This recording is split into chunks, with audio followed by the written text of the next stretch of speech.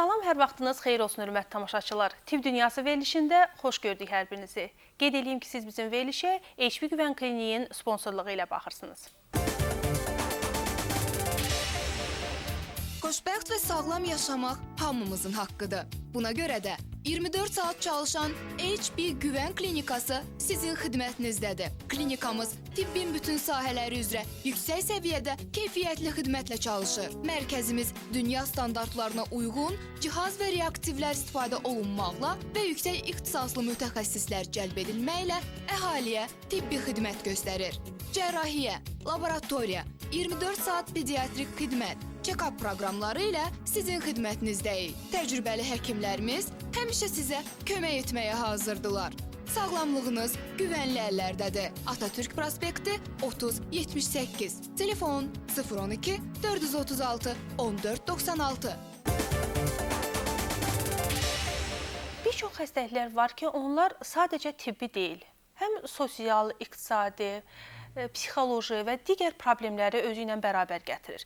Belə xəstəliklərdən biri şəkərli diabetdir. Şəkərli diabet bugün təkcə Azərbaycanda deyil, bütün dünyada sürətlə artan xəstəliklər sırasına daxildir.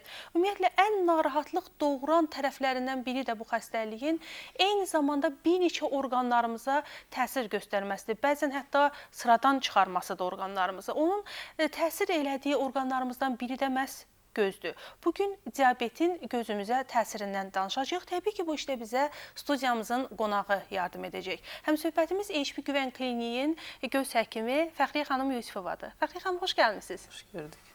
Fəxriyə xanım, elə eyni sualla da sizə müraciət eləmək istəyirəm. Ümumiyyətlə, diabet gözə necə təsir eləyir? Ümumiyyətlə, hansı orqanlarımıza təsir eləyir? Bir giriş verək öncə.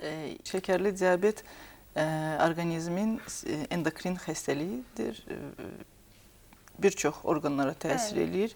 Əlbəttə ki, gözə də damarlı qişə olan orqanın hamısına olduğu kimi gözə də təsir edir. Bəli, adətən yəni biz şəkərli diabet xəstəliyinə tutulan insanlarda mütləq gözünü qorumağına daha çox çalışırıq və həmişə deyirik ki, xəstəliyin özündən daha çox onun ağırlaşmalarıdır, fəsadlardır və orqanlara təsiridir və xüsusilə gözü həmişə qeyd edirik. Təbii, gözdə şəkərli diabet ümumiyyətlə başladığından gözə həmən təsir etmir. Yəni, şəkərli diabetin uzun sürməsi çox böyük rol oynayır.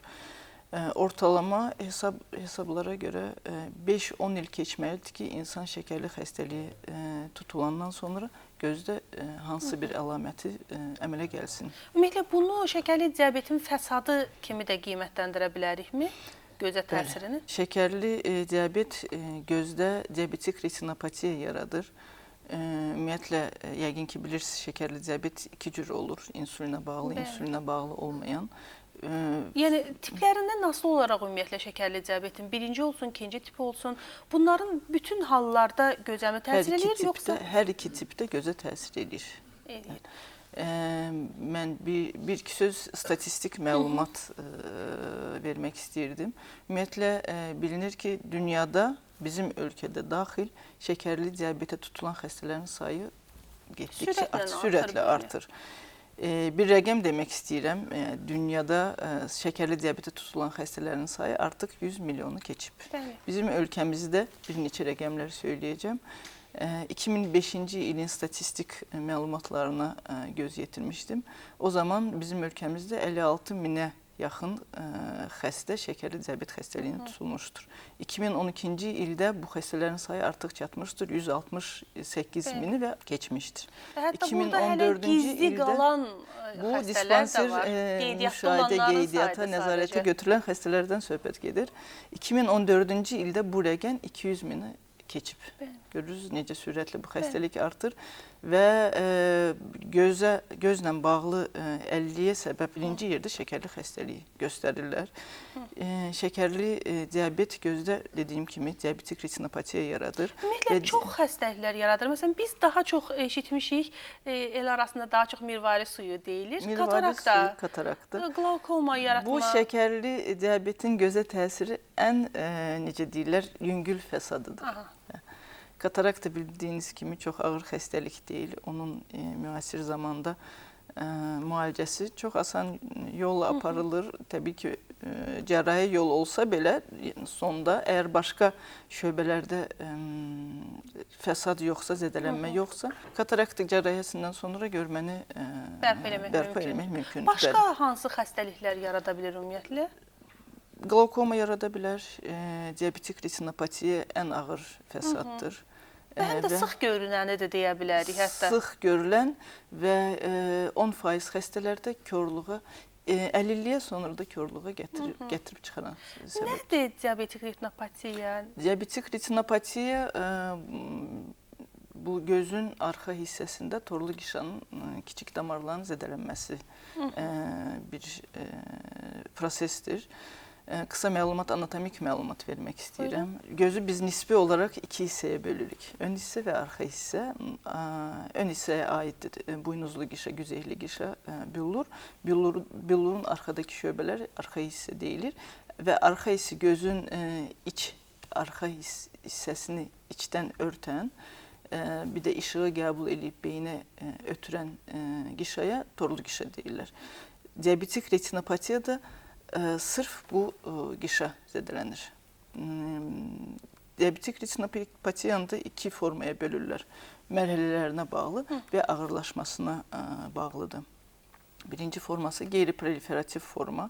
Bu zaman həmən torlu qişanın kiçik kapilyarlarının, kiçik damarlarının sonlanmasında genişlənmə yaranır və qanın maye hissəsi, sonra yağlı maddələr toxumaya keçir. Toplandıqca da ödem yaradır. Buna deyirlər retinal ödem. Çox vacibdir. Həmən ödem makula sahəsində, yəni görmə mərkəzində yaranırsa, bu görməni çox kəskin salır, aşağı salır. İkinci forma proliferativ forma. Proliferativ forma zamanı gözdə qanla dövr edən qidalanma pozulur, oksigen təchizatı pozulur.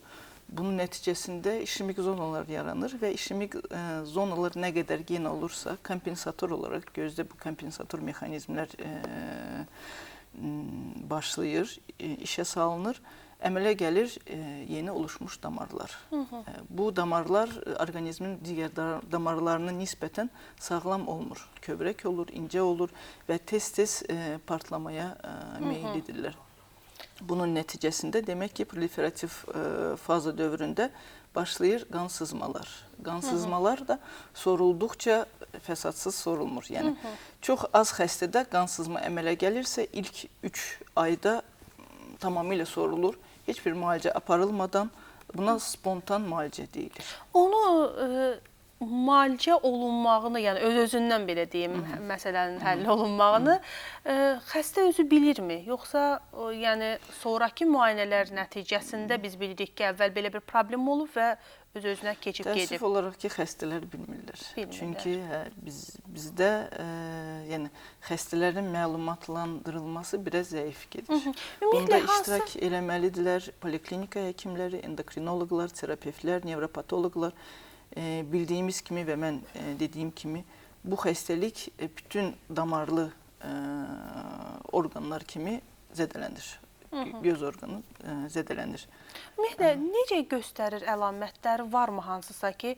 Məsələn, siz bir çox bayaq danışdığınız formaları haqqında bunlar mütəxəssislərin bilə biləcəyi belə deyim əlamətlərdir əslində, amma vətəndaşın özü, belə bir problemi olan insanın özü nələr hiss eləyir, nələr və yaxud da ki, vizual olaraq nələri görə bilər?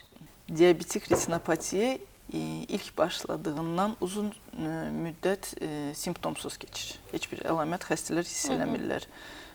Bəzən həkimə müraciət etdikdə, göz doktoruna müraciət etdikdə başqa bir səbəblə biz müayinə aparırıqsa və göz dibini yoxlayırıqsa, aşkarlayırıq ki, buzda artıq diabetik retinopatiya əlamətləri var. Xəstə bu haqda məlumatsız olur. İlkin əlamətlər xəstədə görmə kəskinliyin düşməsi ilə başlayır. O da makulyar ödem başlayırsa. Mən söylədiyim kimi bu torlu qişəyə, görmə mərkəzinə makula adlanır. Makula zonasına əgər qanın maye hissəsi və yağlı maddələr toplanırsa, bu gətirib çıxarır ödemə və ödəm başladığından xəstələr görmə kəskinliyin azalması ilə şikayətlən gəlirlər. Amma bu əslində görmənin zəifləməsi başqa xəstəliklərin də səbəbi ola bilir. Bəzən hətta vətəndaşlar arasında son vaxtlar mən çox tez-tez müşahidə eləyirəm. Gözündə hər hansı bir zəiflik varsa, həkimə getmək əvəzinə hər hansı bir aptekə gedir və bugün optik mağazalarda, apteklərdə hətta aparatlar da var gözün dərəcəsini ölçən. Öz başlarına belə deyim. Göz dərəcəsini ölçdürür əlbəttə ki, alqışlanmır. Bu çox doğru bir yol deyil. Yol deyil, bəli. Bilirsinizmi, optikalarda, apteklərdə aparatur ola bilər də, amma onları işlədən insanlar bu işi mütəxəssis deyil. Və bir də görmənin zəifləməsi hansısa xəstəliyə bağlı ola bilər. Və bu halda sadəcə eynəkdən istifadə etmək kifayət eləmir. Gözün 80% xəstəliyi görmənin zəifləməsi ilə müşahidə olunur. Əlbəttə ki, bu demək deyil ki, bu xəstədə diabetik retinopatiya var. Ancaq xəstə özündə şübhə varsa şəkərli diabeti və məlumatı var ki, şəkərli diabet gözə təsir edə bilər, şübhələnirsə, həkimə müraciət edə bilirsə, yəni onun şübhələri təsdiqlənə bilir. Ümumiyyətlə, bəli, diabetik retinopatiyanın yaranmasına, belə deyim, təsir eləyən hansısa, məsələn, şəkərli diabet xəstəsidir. Amma bunun mütləq diabetik retinopatiya olması üçün hansısa da bir risk faktorları var. Təbii. Şəkərli diabetin risk faktorları olduğu kimi, diabetik retinopatiyanın da risk faktorları var. İlk növbədə genetik faktoru söyləmək istəyirəm. Qohumların hər hansında şəkərli diabet varsa, o ailədə şəkərli diabetə və diabetik retinopatiyaya tutulmaq ehtimalı yüksəkdir.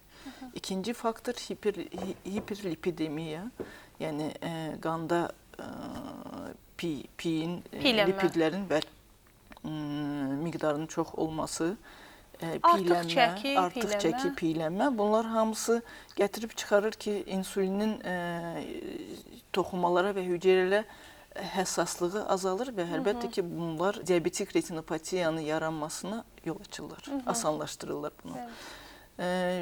Başqa faktorlardan nefropatiyanı qeyd etmək istəyirəm, anemiyanı qeyd etmək istəyirəm. Sonra bəzi idiopatik xəstəliklər var, məsələn, idiopatik tiroidit, böyrək üstü vəzin çatışmazlığı, yəni hormonal xəstəliklər nəticələnir şəkərli diabetlə və sonunda diabetik retinopatiya. Şəkərli diabet haqqında danışanda biz bir də əsas risk faktorlarına aid eləyirik, böyük çəkili uşaq dünyaya gətirən anaları. Bunlar da diabetik retinopatiyaya səbəb ola bilərmi? Bilirsiniz, ümumiyyətlə hamiləlik dövründə də belə bir şeylər ortaya çıxa bilirmi? Hamiləlik dövründə əgər insan şəkərli diabetin yaranmasına meyillidirsə və ailəsində belə bir xəstəlik varsa, hamiləlik dövründə gedən hormonal dəyişikliklərlə bağlı şəkərli diabet ümumiyyətlə yarana bilər və onun artması sürətlənir və əlbəttə ki, diabetik retinopatiya da yarana bilər. Onun üçün hamilə qadınlara biz məsləhət edirik, məsələn, 2-3 aydan bir göz müayinəsinin keçirilməsini. Diabetik retinopatiyanın müayinələri haqqında danışaq. Ümumiyyətlə, hansı müayinə metodlarından istifadə etməklə biz bu xəstəliyi aşkar eləyə bilirik? İlkin xəstə həkimə müraciət etdikdə, göz şöbəsinə müraciət etdikdə çox vacibdir diqqətli anamnezini toplamaq. Anamnez bu xəstəliyin, diabetik retinopatiyanın diaqnozunu qoymaqda çox kömək eləyir. Niyə? Biz demişdik, uzun müddətli diabet olan xəstələr var, təzə yeni tutulan, bu xəstəliyə tutulan xəstələr var. Sonra bütün xəstələrdə olduğu kimi görmə kəskinliyi yoxlanılır, gözün təzyiqi yoxlanılır. Xüsusi damcılarla gözün bəbəyi genəldir və göz dibi incələnir. Göz dibi incələnən zaman bütün şöbələrə baxılmalıdır. Yəni periferik mərkəzi, görmə sinirə, görmə mərkəzinə, damarların dəyərləndirilməsi çox vacibdir. bir şübhə yaranırsa, diabetik retinopatiyanın yaranması haqqında bir şübhəmiz olursa, biz göndəririk xüsusi oftalmoloji müayinələrə. Bunlardan fluoresin angiografiya çox böyük bir informativ müayinədir. Bunu etdiyi zaman xüsusi boyayıcı maddə fluoresin venaya daxil olur və göz damarlarını keçdiyi zaman damarların patologiyası olub-olmadığı haqqında bir anlayışımız olur. Başqa müayinə görmə sahəsi yoxlanılır, perimetriyə.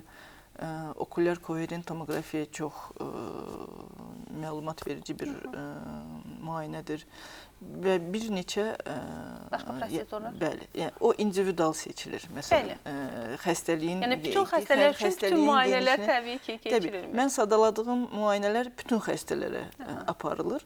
Bəzi müayinələr var, tonometriya, tonografiya. Bu müayinələr məsələn qlaukoma şübhəsi yaranırsa, digər fəsadlar yaranırsa, görmə sinirinin fizioloji patologiyası şübhəsi varsa, o zaman biz göndəririk individual olaraq. Bu xəstəlik haqqında təxminən bir 10 il bundan əvvəl deyim, belə bir xəstəlik aşkara çıxırdısa, vətəndaşlar həm də əsas niyə narahat olurdular ki, Azərbaycanda bunu müalicə etdirə biləcəklərmi, yoxsa yox? Belə bir problemlə üzləşirdi insanlarımız. İndi necə? Yəni burada müalicə elətdirmək... Ölkəmizdə bir çox təchiz olunmuş klinikalar var. Sonra bizdə Milli Oftalmoloji Mərkəz var. Tam təchiz olunmuş.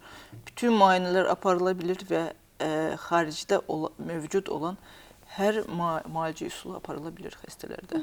Və bir də müalicənin biz istənilən xəstəlik haqqında danışanda deyirik ki, müalicənin effektiv olması onun nə qədər erkən aşkar olunmasından çox asılıdır. Siz bayaq 2 mərhələ haqqında danışdınız, xəstəliyin gedişatı haqqında. Hətta mən bəzi məlumatlarda bunun biraz da mərhələlərini uzadıb 4 mərhələdən ibarət hesab eləyən mütəxəssislərin fikirlərinlə də rastlaşdım. Yəni burada çox xırdalıqlarınla göstərilir. Klassifikasiyalar çoxdur. Amma çox dərinə getməyin məncə əhəmiyyəti hal-hazırda. Niyə mən onu qeyd elədim? Çünki mərhələdən asılı olaraq təbii ki, müalicə metodları seçilir. Hansı müalicə metodlarından istifadə olunur? Burada da yenə yəqin ki, dərman müalicəsi ilə medikamentoz müalicə növündən istifadə olunur. Bu nə dərəcədə effektivdir və hansı mərhələdə daha effektivdir? Və bununla aradan qaldırmaq mümkündür ümumiyyətlə problemləri?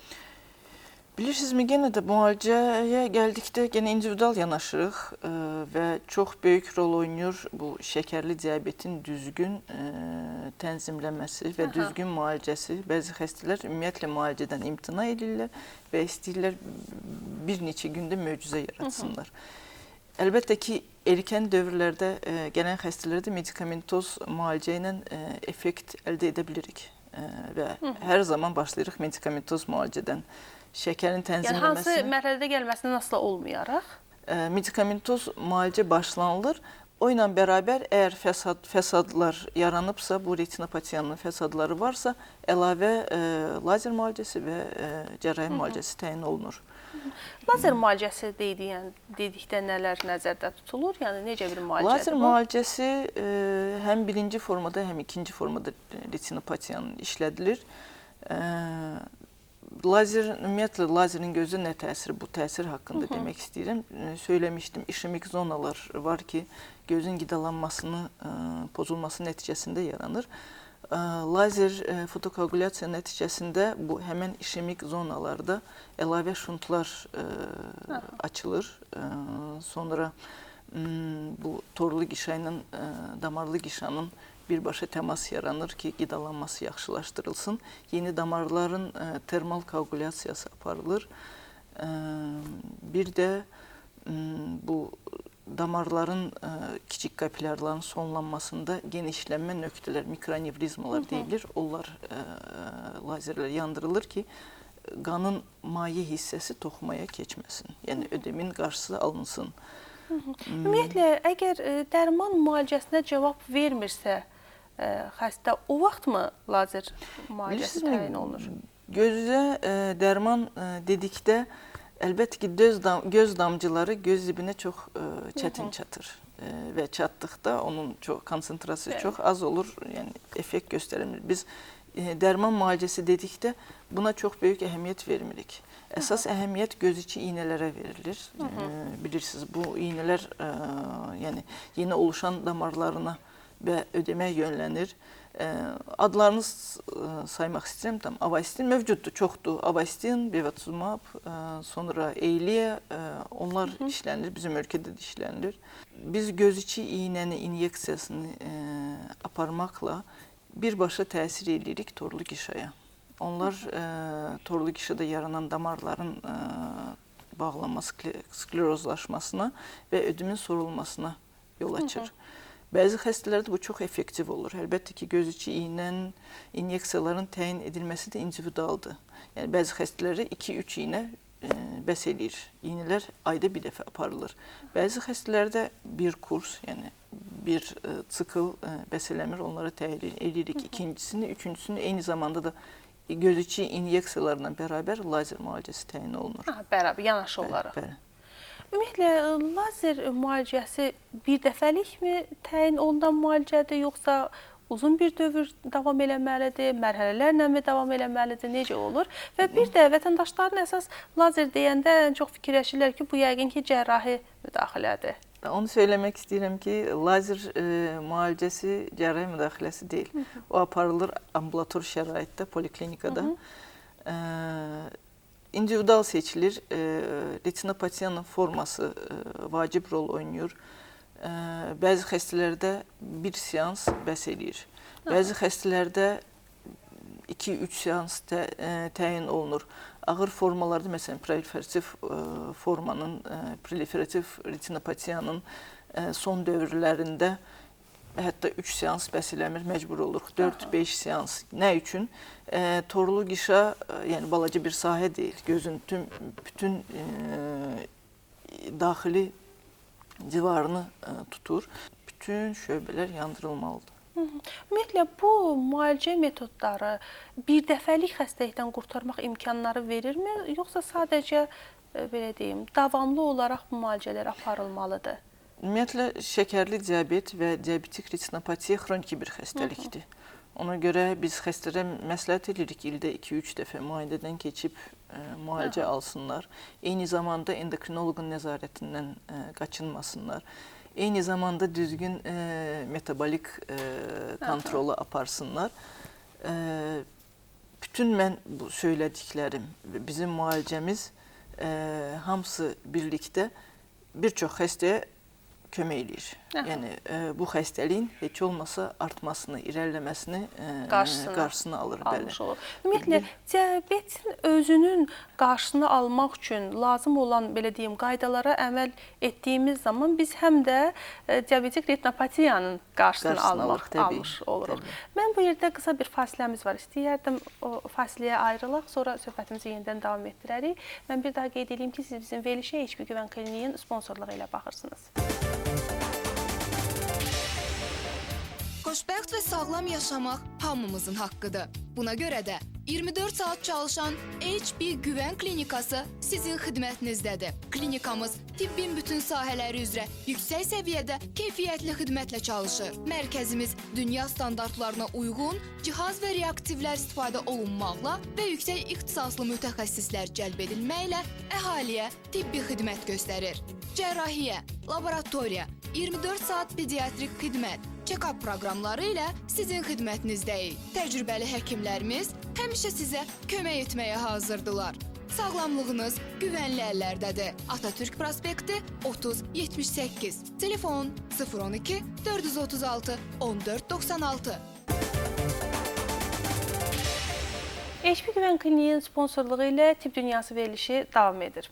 Nə zaman biz artıq cərrahi müdaxiləyə ehtiyac duyuruq? Tez-tez xəstələrdə cərrahi üsullara biz əl atırıq proliferativ diabetik retinopatiya artdıqda. Yəni, heç bir inyeksiya, artıq inyeksiyaya cavab vermir, lazer koagulyasiya kömək eləmir, xəstənin görməsi get-gedə azalır, vəziyyəti get-gedə pisləşir. O zaman məsləhət edirik cərrahi üsullarla tez-tez təkrarlanan qansızmalar olduqda, sonra bir də söyləyim, qansızmalar tez-tez təkrarlanırsa, qansızmanın sorulması fəsadsız keçmir. Çapıq toxuma buna birləşdirici toxuma ilə yekunlaşır. Birləşdirici toxuma torlu qişadan yapışdığı yerdən onu qopmağa meyilli, qopartmağa meyillidir. Qopma yaranırsa, qansızmalar olursa, görməni lazer üsulu ilə bərpa eləmək olmursa, cərrahi üsullara əl atırıq. Hansı üsullardan istifadə edirsiniz adətən? Bilirsinizmi, ən geniş yayılan üsul vitrektomiyadır. Vitrektomiya zamanı gözün içindəki şüşəvari cisim təmizlənir, bütün birləşdirici toxuma təmizlənir, yeni oluşmuş damarlar termal koagulyasiya aparılır, membranlar təmizlənir. Əlbəttə ki, əməliyyat sırasında endolazer uyğulanır ki, əməliyyatdan sonra xəstəyə əziyyət verilməsin. Sonra xəstənin vəziyyətinə bağlı gözün içinə ya qaz vurulur, ya silikon yağ vurulur ki, qopmuş torlu qişa və yaxud koagulyasiya olunmuş damarlardan qansızma olmasın, torlu qişanın qopması təkrarlanmasın. Əgər əməliyyat gecikərsə, nə baş verə bilər? O, əlbəttə ki, bağlıdır müraciət etmənin dövründən. Erkən dövrlərdə, fəsadlar erkən dövrlərdə başlayırsa, cərrahi üsullarla çox müvəffəqiyyətli bu vəziyyəti dəyişmək mümkündür və xəstənin hətta görməsini artırmaq mümkündür. Gec dövrlərdə müraciət edirsə, artıq birləşdirici toxuma çox yoğun damarlarla təchiz olunursa, membranlar çox saydadır və çox geniş, yayılmış vəziyyətdədir, makulyar ödem çox yoğundursa, bu zaman cərrahi üsul xəstəyə kömək eləməyə bilər. Çox sağ olun, çox təşəkkür edirəm studiyamıza gəldiyinizə görə və maraqlı məlumatlarınıza görə. Biz də bugünlük sizlə sağollaşırıq. İnşallah növbəti həftənin eyni günündə, eyni saatında yenidən sizinlə görüşmək ümidi ilə sağ olun, salamat qalın. Mən sonda bir daha xatırladım ki, siz bizim verilişə HP Güvən Kliniyin sponsorluğu ilə baxdınız.